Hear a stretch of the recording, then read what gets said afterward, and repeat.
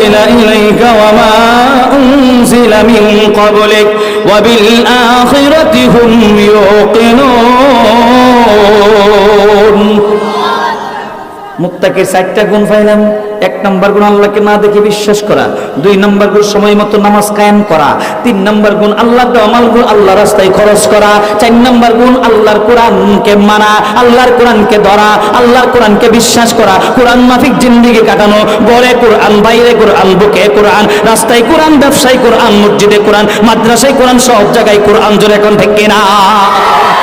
পাঁচ নম্বর মুত্তাকির পাঁচ নম্বর গুণটা হলো ওয়াবিল আখিরাতি হুম ইউকিনুন। দুনিয়ার জিন্দেগিটা ক্ষণস্থায়ী, আখিরাত হলো চিরস্থায়ী। দুনিয়ার জিন্দেগির শুরু আছে, শেষ আছে, আখিরাতের জিন্দেগির শুরু আছে কিন্তু শেষ নাই।